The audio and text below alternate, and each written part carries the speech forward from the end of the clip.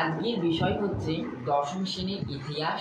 আর ক্লাসটা হচ্ছে তোমাদের যে বিষয়টা নিয়ে সেটা হচ্ছে তোমাদের একেবারেই শেষ অধ্যায়, অষ্টম অধ্যায় শেষ পর্বের নাম, যেটা অধ্যায়টার নাম সেটা হচ্ছে উত্তর ঔপনিবেশিক ভারত 20 শতকের দ্বিতীয় পর্ব, যেটা আমরা দেখতে পাবো 1947 থেকে 1964 খ্রিস্টাব্দ।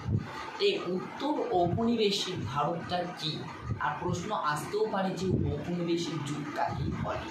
না, ঔপনিবেশিক যুগ হচ্ছে যে এক দেশ থেকে অন্য দেশ, যেমন ভারত পাকিস্তান বা অন্য কোনো দেশ, যদি এক দেশ থেকে অন্য দেশের তুলনা করি, মানে এক দেশ মানে ভারত যদি পাকিস্তানের ক্ষেত্রে হস্তক্ষেপ করে বা সেই দেশের প্রতি বা সেই দেশের শাসন শৃঙ্খলাকে বজায় না রাখতে পারে, সেই দেশটাকে মানে যদি ভারত বলে পাকিস্তানটাকে মানে স্বাধীন করব, সেক্ষেত্রে মানে এক দেশ অন্য দেশকে যেভাবে শাসনমুক্ত করবে বা স্বাধীন করার জন্য অগ্রাধিকারভাবে প্রাধান্য দেবে, সেটাকে আমরা বলবো ঔপনিবেশিক। এটা হলো তোমাদের ঔপনিবেশিক। আর আমরা 1947 খ্রিস্টাব্দে 15ই আগস্ট সবাই জানি স্বাধীন হয়েছিল। এই স্বাধীন হওয়ার আগেও আছে কিছু মানে এই টপিকটায় যেটা আমরা পড়বো, দেশীয় রাজ্য অনেক কিছু আছে ভিতরে যখন যাব। এই 1947 থেকে 1964 খ্রিস্টাব্দ পর্যন্ত যুগকে আমরা বলবো নেহেরু যুগ। কেন নেহেরু যুগ বলবো? না, 1947 খ্রিস্টাব্দে জওহরলাল নেহেরু এই সময় প্রধানমন্ত্রী হচ্ছে এবং 1964 খ্রিস্টাব্দে তিনি মানে তার অবসান মানে তার মৃত্যু ঘটছে, সেই কারণে আমরা বলবো এই টানা 1947 থেকে। আর আমরা জানবো যে প্রথম প্রধানমন্ত্রী ছিলেন কিন্তু জওহরলাল নেহেরু।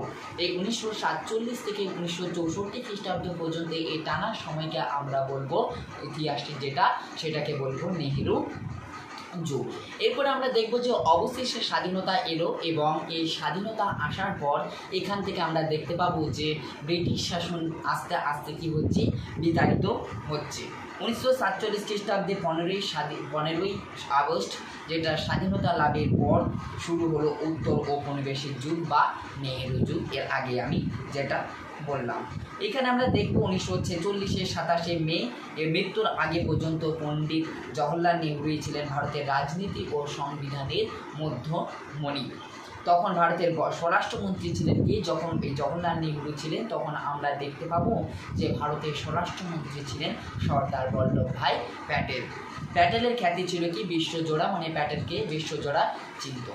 এই টপিকটা পড়তে গেলে আর এই টপিকের একটা স্বচ্ছ ধারণা দিয়ে রাখি ছাত্রছাত্রীদের, এখান থেকে এমসিকিউ আর এসিকিউ সম্ভবত একটা এলেও আসতে পারে, এমসিকিউ দুটো আসার সম্ভাবনা আছে এবং তোমাদের এখান থেকে 2 নাম্বার আর 4 নাম্বারে প্রশ্ন আসবে।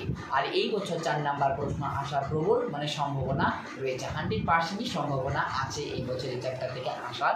অনেক আছে ইম্পর্টেন্ট, মানে খুব একটা ইন্টারেস্টিং বিষয় আছে এখানে। জুনাগড় কাশ্মীর কীভাবে বিভক্ত হচ্ছে, দেশীয় রাজ্য কেন, এটাকে আমরা যদি বলি এটা একটা বিতর্কিত অধ্যায় হিসেবে বলবো, কারণ এখানে গোটাটাই বিতর্কিত, মানে কেন উদ্বাস্তু কী কেন হচ্ছে, মানে খুব ইন্টারেস্টিং বিষয়। হয়তো এটা আমি 2 কিংবা 3টে ক্লাসে তোমাদেরকে শেষ করাবো। এবারে যেটা বলবো সেটা হচ্ছে দেশীয় রাজ্যগুলি ভারত ভিত্তির উদ্বেগ ও বিতর্ক। এই যে দেশীয় রাজ্যগুলির আছে, এই দেশীয় রাজ্যগুলির ভারতের যেটা উদ্বেগ আর বিতর্ক কি, আমরা দেখতে পাবো যে এই দেশীয় রাজ্যগুলির মোট জনসংখ্যার ক্ষেত্রে দেখতে পাবো যে ব্রিটিশ সরকার ক্ষমতা হস্তান্তরের সময় থেকে এই দেশীয় রাজ্যগুলিকে স্বাধীনতা প্রদানে কী দেখায় না আগ্রহ দেখায়। আর আমরা এখানে দেখব যে 552টি দেশীয় রাজ্যের অস্তিত্ব, মানে স্বাধীনতা লাভের আগে পর্যন্ত, মানে যখন স্বাধীনতা হয়নি এই স্বাধীনতা লাভের আগে পর্যন্ত 552টি দেশীয় রাজ্যের অস্তিত্ব ছিল। এটি সমগ্র দেশের মোট ভূখণ্ডের 48% এলাকা নিয়ে গঠিত ছিল। যে রাজ্যগুলি ব্রিটিশরা সাম্রাজ্যভুক্ত না করে স্বাধীনভাবে শাসন করার সুযোগ দিয়েছিল, আমি আগে বললাম ঔপনিবেশিক কি, সেটা কি বলছে যে দেশীয় রাজ্য বলা হয়। কি বলছে যে রাজ্যগুলি ব্রিটিশরা আছে মানে ঔপনিবেশিকভাবে সেই রাজ্যগুলিকে শাসন না করে মানে স্বাধীনভাবে স্বাধীনতা লাভের সুযোগ দিয়েছিল তাকে আমরা বলবো দেশীয় রাজ্য। আর এই জনসংখ্যার সমগ্র দেশের মোট জনসংখ্যা কত? 20%। এইসব দেশীয় রাজ্যগুলির মধ্যে কাশ্মীর, মহীশূর, হায়দ্রাবাদ আয়তনে এতটাই বড় যে তা ইউরোপের কোনো না কোনো দেশের একটা স্থানকে বা জায়গাকে বোঝাতো, মানে সঙ্গে তুলনা করা হয়েছিল। আবার কিছু কিছু ছোট রাজ্য ছিল যাদের অতি অল্পীয় একটা হোটেল যেমন আয়ুষ্মান সেরকম। পর দেখবো যে যে স্বাধীনতার পর যে 552টি দেশীয় রাজ্য ছড়িয়ে ছিটিয়ে ছিল সেগুলির পুনর্গঠন সমস্যা জটিল আকার নেয়। এই যে 552টি দেশীয় রাজ্য আছে, এই 552টি দেশীয় রাজ্যের মধ্যে যে ছড়িয়ে ছিটিয়ে ছোট ছোট রাজ্যগুলি অন্তর্ভুক্ত ছিল, এই অন্তর্ভুক্ত রাজ্যগুলির মধ্যে নিজেদের মধ্যে একটা বিশাল জটিলতার বিভাগ সৃষ্টি হচ্ছে, যেখানে আমরা দেখতে পাবো একটা সমস্যার সম্মুখীন বিশাল হচ্ছে। সেটা হচ্ছে এই সমস্যার সমাধান কল্পে, এই যে সমস্যাটা হচ্ছে এই সমস্যার যে সমাধান কল্প, এই সমস্যার সমাধান কল্পের জন্য সর্দার বল্লভভাই প্যাটেল এর যে নেতৃত্ব 1947 খ্রিস্টাব্দে 27 জুন গঠিত হয়ে একটা রাজ্য দপ্তর। অত্যন্ত দূরদর্শিতা ও কূটনৈতিক বিচক্ষণতার একটা পরিকল্পনা নিয়ে সর্দার বল্লভভাই প্যাটেল, যেটা আমরা দেখতে পাবো যে একটা সমাধান সূত্র খুঁজে বের করেন।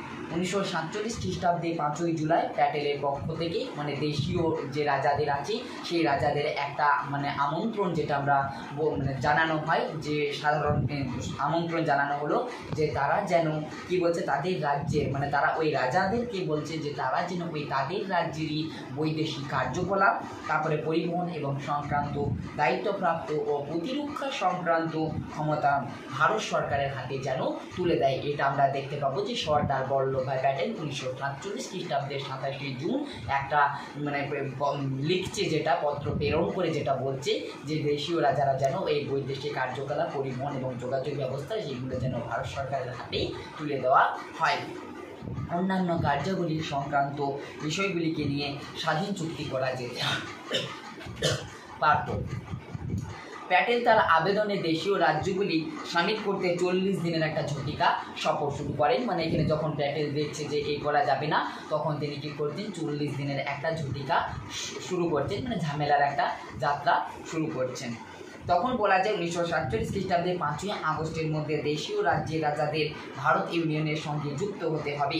স্বাধীনতার প্রাক্কালে ব্রিটিশ ভারতের অসংখ্য ছোট বড় দেশীয় রাজ্য 1947-এর 18ই জুলাই ভারতের স্বাধীনতা আইন অনুযায়ী প্রশ্ন দিতে পারে, ঠিক মানে যে ভারতের স্বাধীনতা আইন কত খ্রিস্টাব্দে, সেটা 1947 সালে 18ই জুলাই।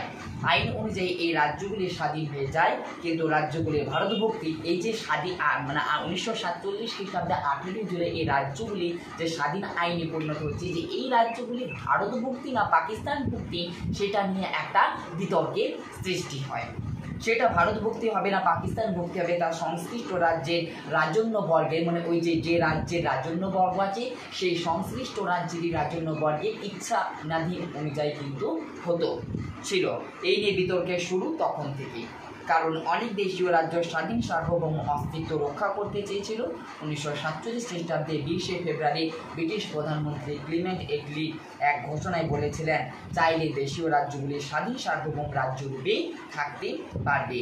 ভারত সরকারের তাতে আপত্তি ছিল, কারণ এতে স্বাধীন ভারতের ঐক্য ও জাতীয় সংহতি বিপন্ন ও বিপজ্জনক হতে পারে। তাই বিতর্কের অবসান ঘটিয়ে দেশীয় রাজ্যগুলির ভারতভুক্তির সরকারি লক্ষ্য হয়ে ওঠে। 1954 খ্রিস্টাব্দে পন্ডিচেরি, মাহে, চন্দননগর ভারতভুক্ত হয়। ঠিক মানে আসতে পারে যে পন্ডিচেরি, চন্দননগর, মাহে কখন ভারতভুক্ত হয়, সেটা হবে 1954 খ্রিস্টাব্দে ভারতভুক্তি হয়। এছাড়াও ত্রিবাঙ্কুর, ভোপাল, হায়দ্রাবাদ এর মতো দেশীয় রাজ্যের স্বাধীন মানে থাকতে চেয়েছিল। এই সকল রাজ্যগুলো মানে নিজেদের এলাকায় যে আছে তারা কিন্তু স্বাধীন থাকতে চেয়েছিল, কিন্তু প্যাটেল এই রাজ্যগুলির কাছে ভারতভুক্তির অনুরোধ জানায়। মানে প্যাটেল ওই যে রাজ্যগুলি আছে সেই রাজ্যগুলির ক্ষেত্রে বলে যে ভারতভুক্তিটা অনুরোধ জানায়, তাতে কাজ হয়। তাই রাজ্যগুলি ছাড়া অন্যান্য দেশীয় রাজ্যের রাজাদের প্রজাদের আন্দোলনের ভয়ে ও প্যাটেলের অমনীয় কঠোরতা নীতি ভেবে ভারতভুক্তির সিদ্ধান্ত নেয়। 1960 খ্রিস্টাব্দে বোম্বে ভাগ হয়ে মহারাষ্ট্র ও গুজরাটের জন্ম হয়। এই যে 1960 খ্রিস্টাব্দে আছে সেটা বোম্বে ভাগ হয়ে যাচ্ছে, সেখানে আমরা গুজরাট ও মহারাষ্ট্রের জন্ম হয় এবং 1966-তে স্বাধীন হরিয়ানার জন্ম হয়। এবারে জুনাগড় টপিকে ঢুকবো। এই জুনাগড় রাজ্যটি কিন্তু গুজরাটে অবস্থিত। এই জুনাগড়ের বিতর্ক বিক্ষোভ তৈরি হলে প্যাটেল ও নেহরু বিক্ষোভকারীদের পক্ষ নেন। অন্যদিকে জুনাগড়ের মুসলিম শাসক তৃতীয় মোহাম্মদ, সেটা হচ্ছে মোবারক খঞ্জি, পাকিস্তানে যোগ দেবার কথা বলেন জিন্না। বললে জিন্না তাকে কী করেন না অভিনন্দন জানান। এদিকে জুনাগড়ের অর্ধেকের বেশি বাসিন্দা কিন্তু হিন্দু ছিল। তারা জুনাগড়ের ভারতভুক্তের দাবিতে ভয়াবহ গণ আন্দোলন শুরু করলে জুনাগড়ের নবাব পালিয়ে যান। এই পরিস্থিতিতে জুনাগড়ের দেওয়ান শাহ নওয়াজ ভুট্টো ভারত সরকারের সাহায্যে হস্তক্ষেপ প্রার্থনা করে। সরকার সৈন্য নিয়ে গণভেদ করায় 1948 খ্রিস্টাব্দের ফেব্রুয়ারি মাসে বিপুল গণভোটে জুনাগড়ে ভারতবর্ষের সমর্থন লাভ করে। একইভাবে মুসলিম শাসিত হায়দ্রাবাদ ও হিন্দু শাসিত কাশ্মীর ভারতভুক্ত হয়। 1961 খ্রিস্টাব্দে গোয়া ভারতভুক্ত হয়। 1963 খ্রিস্টাব্দে নাগাল্যান্ড, 1975 খ্রিস্টাব্দে সিকিম ভারতভুক্ত হয়েছিল। ঐতিহাসিকরা জার্মানির রাষ্ট্রনীতিবিদ অটো ভন বিসমার্কের চেয়েও অনেক বেশি যেটা সাফল্য ও ব্যক্তিত্ব বলে বল্লভভাই প্যাটেলকে ভারতের লৌহমানব বিসমার্ক বলেও আখ্যা দিয়েছেন। প্রশ্ন আসতে পারি যে ভারতের লৌহমানব বলা হয় কাকে, সেখানে অ্যান্সার হবে বল্লভভাই প্যাটেল, এবং ভারতের বিসমার্ক বলা হয় কাকে, সেখানেও বিসমার্ককে বলে কিন্তু আখ্যা দেওয়া হয়েছে। এটা ছিল তোমাদের একটা টপিক। এরপরে তোমাদের আমি আসবো কাশ্মীর প্রসঙ্গে। এখানে একটা বিতর্কের প্রশ্ন যে মানে কাশ্মীরটা কীভাবে বিভক্ত হচ্ছে, সেই কাশ্মীরের রাজা হরি সিং কীভাবে ওই পাকিস্তানের সঙ্গে কাশ্মীরের দলিলে স্বাক্ষর করছে, কী নাম হচ্ছে সেই মেহের চাঁদ পাকিস্তানের প্রধানমন্ত্রী, সেখানে কী হচ্ছে, এটা আমি তোমাদের পরের ভিডিওতে নিয়ে আসবো। ভিডিও ভালো লাগলে সাবস্ক্রাইব এবং বন্ধুদের মাঝে শেয়ার করবো।